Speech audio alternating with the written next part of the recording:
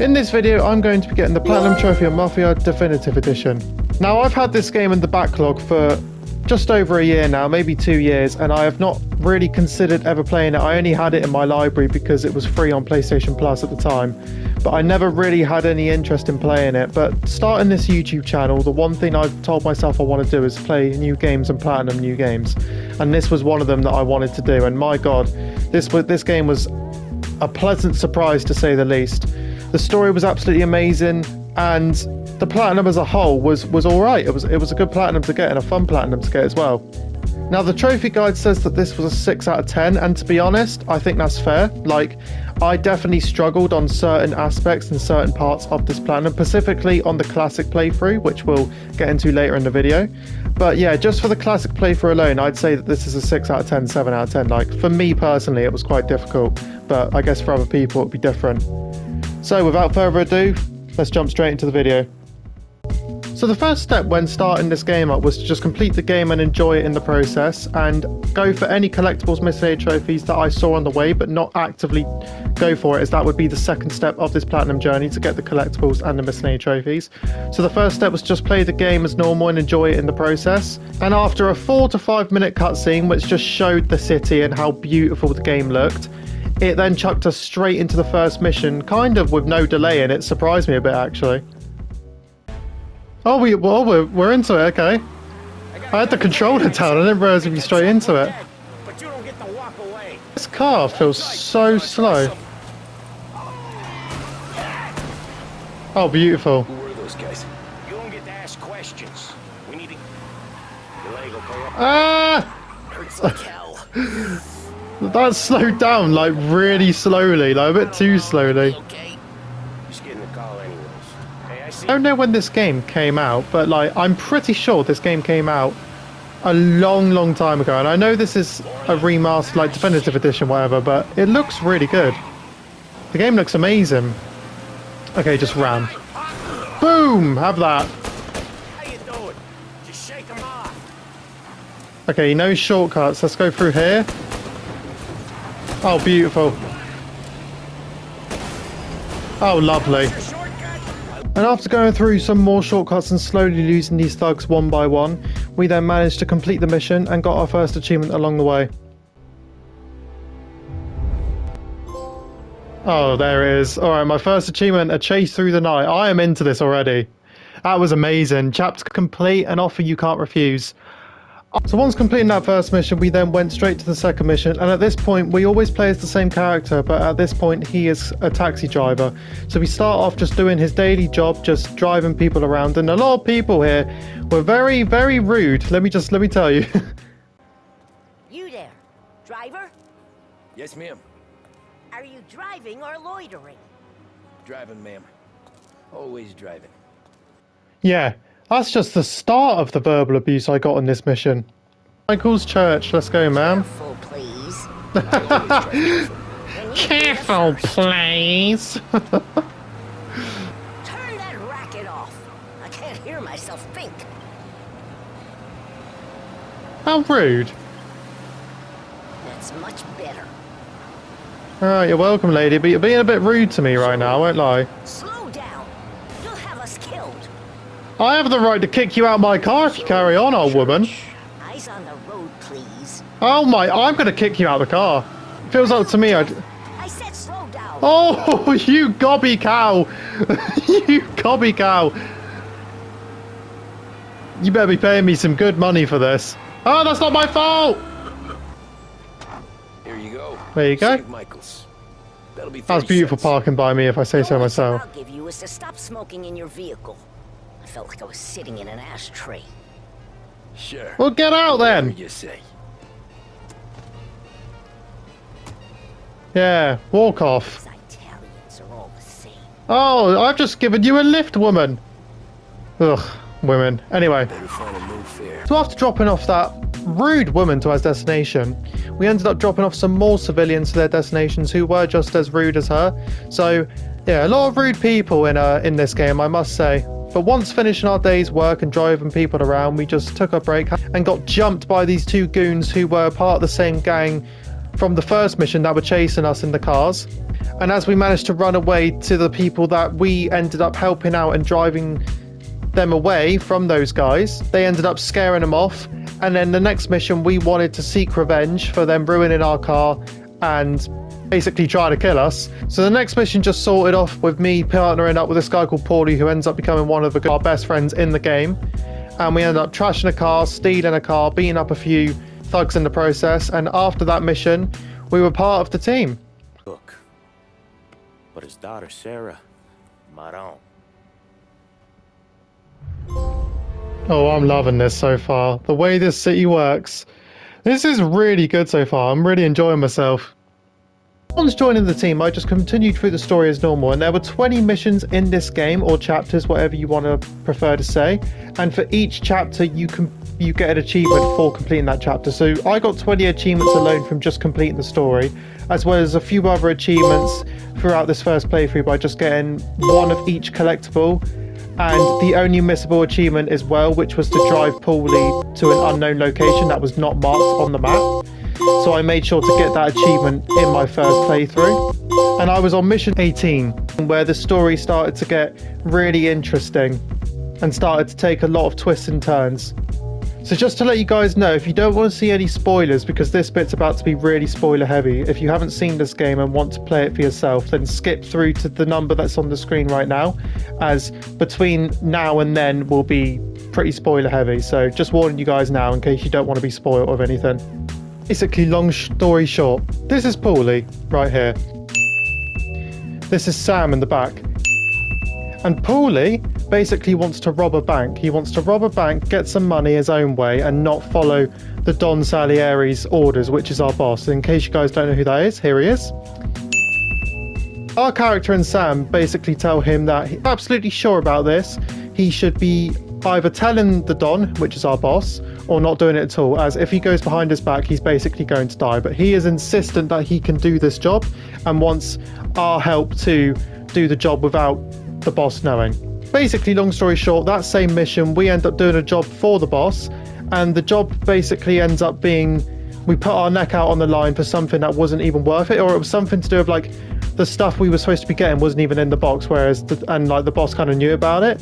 So Paulie was rightfully very upset, and so was our character, and we both kind of agreed to rob the bank together without him knowing. And Sam knew about this and promised that he would not tell the boss about it. And once successfully robbing the bank with Paulie, I got these 4 achievements along the way. And then I was on the final mission of the game and walked into Paulie's apartment to see something traumatic happen. I've been working nights. Oh. Guy in the apartment above me was raising hell. Oh. Again. Oh no, that doesn't sound good. Is he in jail? Oh! God, Jesus. No! Polly.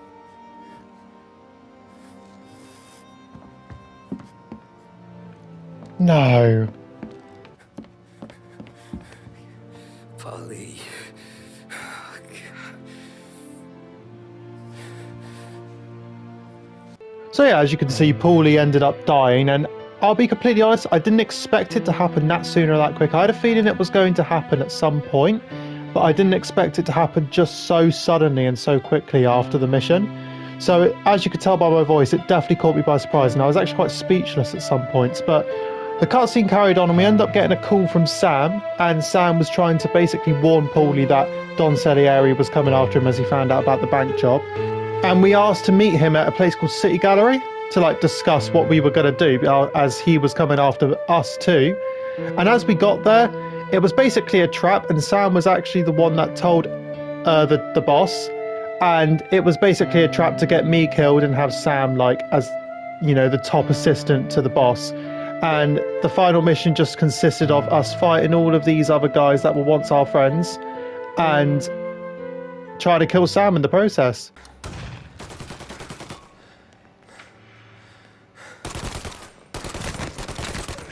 Dead.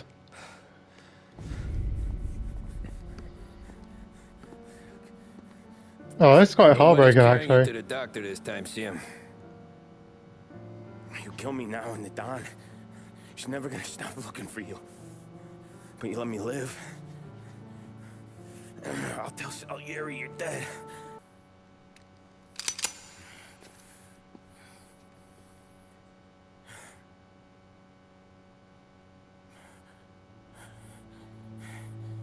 You can't do it, can you?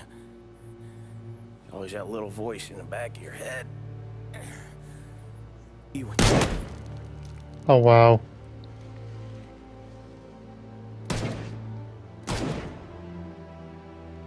Oh, wow.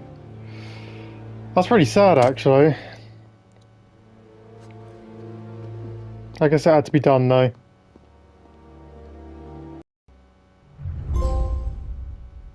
Friends and family. Is that the end of the game? I sympathize with the situation, Tom. And Yeah, it is. A life of crime. I can't do So it. for those who are watching, you might think that that's the end of the game, and that's exactly what I thought as well. I thought that this was the end of the game, there was nothing else, and it turns out I was massively wrong, as there was actually an epilogue, but you didn't have to control anything, you just had to watch a cutscene. It was just a long cutscene, but I won't tell you what happens, but I will say that for those who have not played this game, I highly recommend it, because this story alone was absolutely fantastic. The last few missions in the epilogue were so sad, and like it took a massive twist and turn of events of like what happened, and I won't show what happened in the epilogue because I feel like, even though I've warned everyone who's watched this spoiler here, like even if you don't mind the spoilers, I'm not going to show it anyway, because I feel like it's worth seeing that bit for yourself, you know. But it definitely left me in shock, but the story was absolutely fantastic, and then once seeing the epilogue, that was the end of the game. And once finishing the game, it was on to the second step, which was to get miscellaneous trophies as well as collectibles. So after completing the story, I had 6 miscellaneous trophies I needed to get, and there are a total of 8 miscellaneous trophies, as 2 of them I already got in the story, and one of them that I got in the story was to actually wheelie on a motorbike for 3 seconds. So I'll show you guys that achievement now.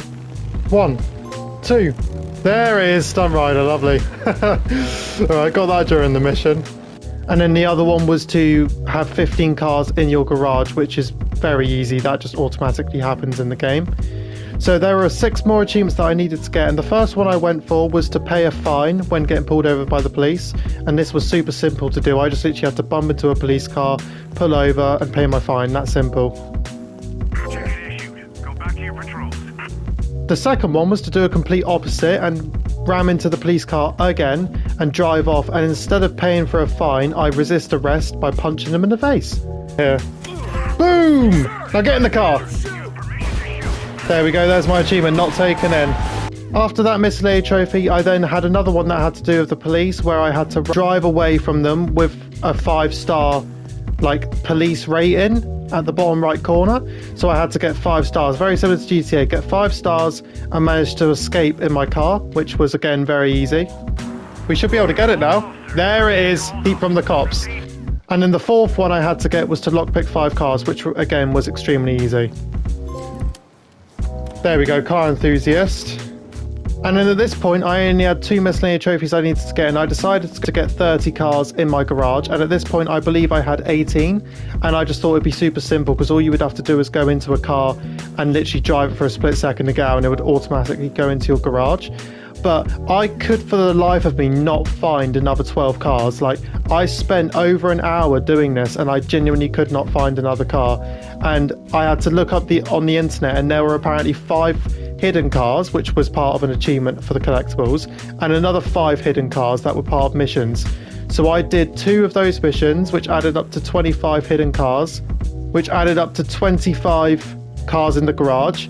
And then on top of that, I found the 5 hidden cars, which then led me to achievements, which was to get all hidden cars